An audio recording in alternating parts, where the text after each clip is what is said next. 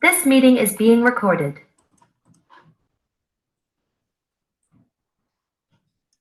All right, exciting. All right, so incident management, deep dive. So incident management is a practice that focuses on preparing for, managing, and recovering from security incidents. A security incident is defined as a breach or the threat of a breach of one or more of an organization's assets, which can be due to a number of factors like malicious actions, such as a DDoS attack, or negligent behavior, such as improper data access due to a vulnerability. And the damage from security incidents can be quite extensive, especially if they go undetected for long periods, known as dwell time. An effective incident management aims to minimize this dwell time, limit the damage, and most importantly, restore normal operations as swiftly and efficiently as possible.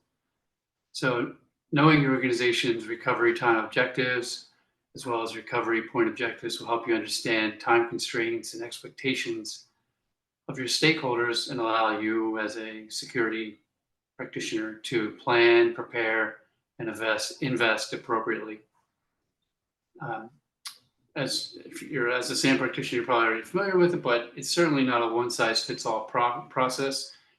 It evolves with the organization, and the maturity model provides a roadmap for you to enhance the incident management practices systematically within your organization.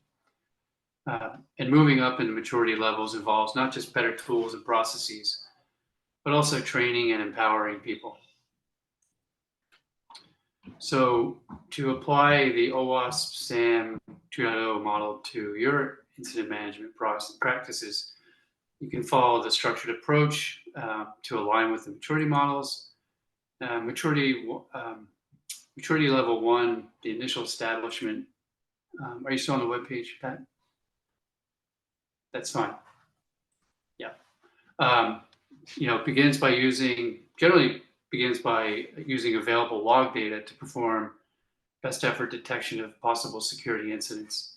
This involves, setting up basic logging on all critical systems, as well as regularly reviewing those logs for signs of suspicious activity. Level 1 for incident response, it's identifying roles and responsibilities for the incident response within your organization. This would include designating a response team, and defining who's responsible for what during an incident. As a person who's kind of taken part in a number of incidents in different organizations, it's really critical to kind of understand who's going to be doing what so that you don't create confusion, duplication of efforts, most importantly, who's handling communication, things of that nature. We certainly, during an incident, do not want to have communications being broadly, as an example, broadly disseminated to within the organization, because that could create its own level of concern. But also from an external perspective, we want to make sure that that message is carefully curated so we don't cause undue panic if, for example, you're a publicly traded company. So it's very important to have a well-defined, or at least a basic incident response plan initially, so that you have a very clear line of communication and roles defined for who's responsible for what. Level 2 is, of course, formalizing that process a little bit more.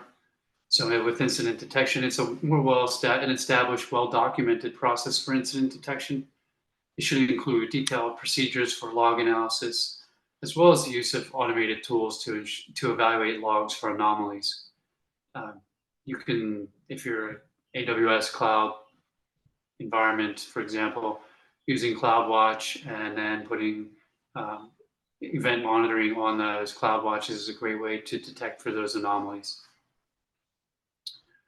Training your team on incident detection process as well, and ensuring they understand how to use those tools effectively is critical to improve your maturity.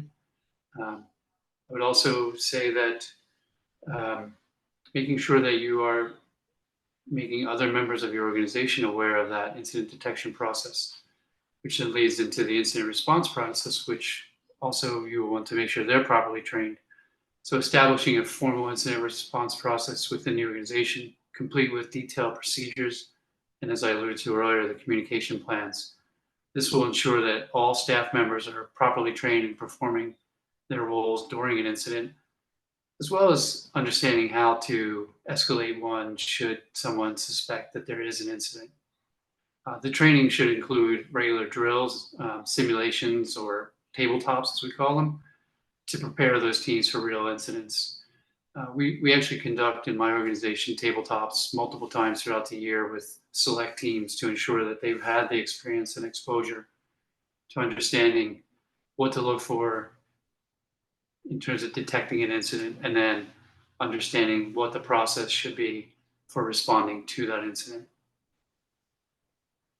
And then at the highest level, level 3, process maturity, for incident detection, you're using by this time you've got plans in place for your training, you have your roles identified, you have process established. You now use a proactively managed process for the detection of incidents. So this involves using advanced monitoring tools such as a SIM, a security information and event management system, where you can correlate logs and correlate data from various sources, and use machine learning as well as rule engine sets to detect those sophisticated threats. A good example of one of those that you could use is the ELK stack. I don't know if anyone uses there's probably others that folks may use, but the ELK stack is a great example of one where you can leverage an open source tool and leverage pre-existing rule sets that will allow you to detect that anomalous activity within the logs that you're gathering and correlating. And then as a part of that is continuously updating and refining those rule sets, your detection processes based on the latest threat intelligence, as well as past incident learnings. One of the nice things about using ELK stack and the rule sets is that you could it's very easy to create custom rules based on new 0-day exploits where the signatures can be determined, and fine-tuning those on your own. Yeah. So we have confirmation others are using ELK stack as well. So nice to hear. For incident response at the highest level, employing a dedicated, well-trained incident response team, kind of alluded to that, having that team at level 2, but at level 3, you can have a team with specialized knowledge and authority to take swift action when an incident occurs. It's important for an organization to have some kind of mechanism to shut something down quickly without having too many layers of overhead to make that critical decision if something is detected and it's critical to stop escalation and potential breach. So employing that dedicated, well-trained team is going to be crucial. And then regularly reviewing, as consistent with all of the SAMM activities and maturity levels, is regularly reviewing how you're doing that activity. In this case, regularly reviewing and updating your incident response plan to incorporate new threats, technologies, and lessons learned from past incidents. So I think throughout this particular process, it's critical to maintain clear documentation, engaging in continuous improvement, and ensure that your incident management practices are integrated not only with your security team's overall strategy, but within your entire organization. This is one of those activities where I feel it's very important to not feel like this is just a security activity or security team activity, but an organizational level activity, especially detection. And in my experience, I've had, just random messages through Slack or through Teams or through even email and say, I saw something and I don't know that it's normal and I wondered what you thought. And that activity alone is kind of like a canary in the proverbial coal mine that allows us to detect or become aware of something that we otherwise might not be aware of, especially when your tool sets are not as mature or your overall program is not as mature, where you have telemetry from pretty much every system that you may be operating. I'm going to kind of leave it at that. I just wanted to kind of give that high overview and then maybe ask back to the community, we had some confirmation that others are using ELK, but how does your organization, if you're able to speak to it, currently manage security incidents? Um, and maybe related to it is what types of challenges have you faced in detecting or responding to incidents? But the second question, I'll just say from my experience, the biggest kind of challenge is learning after the fact that you have a gap that you didn't realize you had. So you have blind spots where you're not getting telemetry, you're not getting logging from a system that, for whatever reason, perhaps you assumed, which wouldn't be very good. But maybe the system was stood up and they did not realize there was a security requirement for some reason to integrate. Maybe they didn't read the logging standard, whatever the cause of the gap was, that you no longer have that telemetry and you're missing vital information to understand a sequence of events that led to an incident. That's been something that I've experienced, unfortunately, firsthand. So I'm kind of wondering if others are willing to share any challenges that you have, or maybe speak to the technology that you use to manage secure incident management in your organization, or any other questions you may have.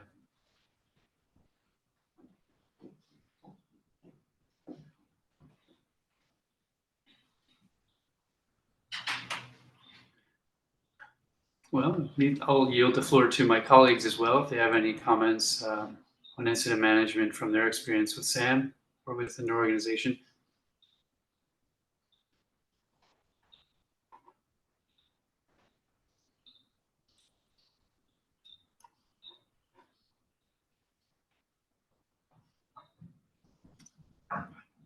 I have to say, I'm surprised that others have not had to deal with incidents. You've been very fortunate then. I envy you.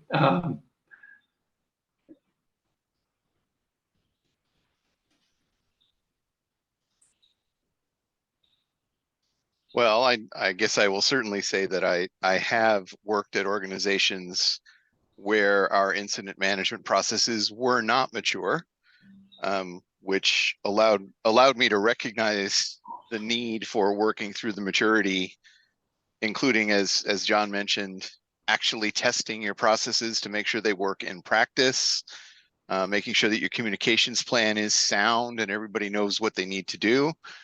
So through the experience of doing it poorly, it led me to recognize how important it is to do it well. But I'm not sure that that's a surprise to anyone on the call.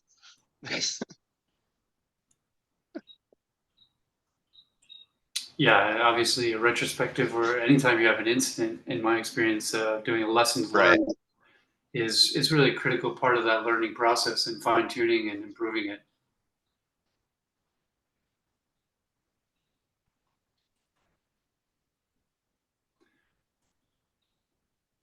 Well, it's there's probably a lot more to this that we can get into. I think though, from a practitioner perspective, one of the things I always love to do is read an incident report after the fact, generally when it's from a different organization, just to learn. There are so many, we hear about so many incidents these days, and sometimes we never really get to see some of the details, but there are certainly have been some really good incident reports. I don't have any handy at the moment, unfortunately, but they are a great resource to kind of read and learn about how an organization may have detected an incident that was occurring within an organization, um, and how they responded to it, and how you may be able to take some of those tactics and apply them to your own incident management program.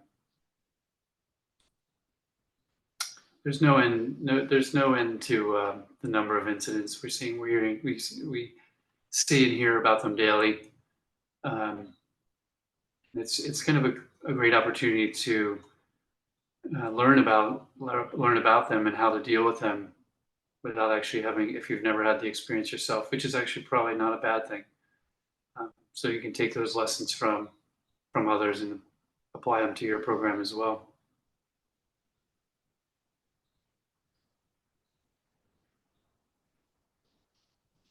Yeah.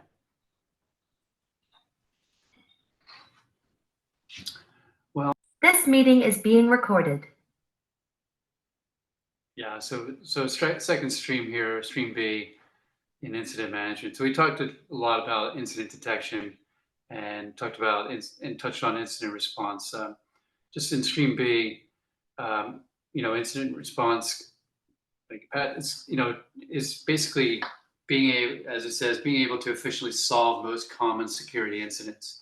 So you've got some mechanism by which you've detected a potential incident. Now you actually need to have a response process to it. So um, one of the most important things is to understand who's going to be doing what during that event when it occurs or an incident. So knowing who's going to do it, who's the who and the what is critical. Um, I kind of alluded to it earlier, where an incident commander, somebody who's going to take the lead on communicating up to leadership to let them know. They're going to kind of be in charge of delegating tasks to team members and making sure that the right people are doing the right thing during the incident. Having appointing and having somebody responsible for communication internally and potentially externally is going to be critical. Having someone who's capable enough to do a deeper dive into the technical systems, doing the log analysis. Some of these things are fairly manual, and technical skills will be very helpful in making them more effective and efficient. So assigning those folks. And then, of course, documenting all the things that are taking place. Whenever we have some type of event, we basically are gathering information. We're essentially sharing it within the team that's involved, documenting what's going on. And then at the end of the day, we're providing a situational awareness document to leadership so they know what's going on, so that there's clear understanding of where we are, what we're dealing with, and what we're doing next to deal with it.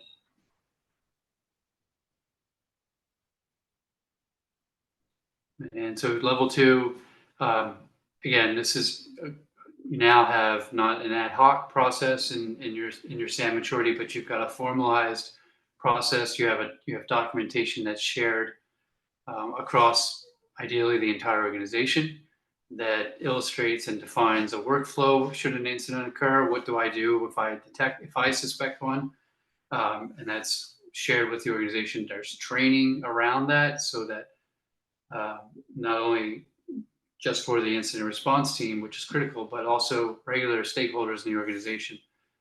Product owners should understand what the incident response process is. How does that affect things like their recovery point objective and their recovery time objective? They can then incorporate that and make that part of their disaster recovery planning.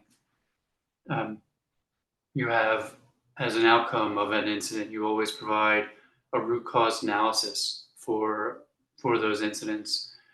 One thing I'm using the word incident, and I don't think everything's always an incident.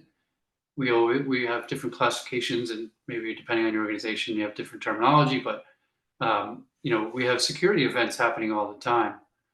But for us to put it into the bucket of incident management, we start with adverse events. So an adverse event is just something that's not good from a security perspective. It doesn't necessarily mean there's been a compromise of a system. It could be a misconfiguration that results in information disclosure that we don't want. That's an adverse event. We don't necessarily classify that as an incident. Then we have the next level up. We have actual incident. An incident generally has to do with elevation of privilege or unauthorized access to a system, access to data that shouldn't have occurred, things of that nature.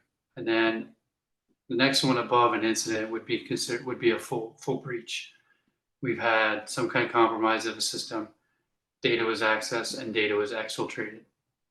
So we kind of have that level of classification or organization, and that allows us to define the activities that are going to be involved with each of those. They generally are pretty similar.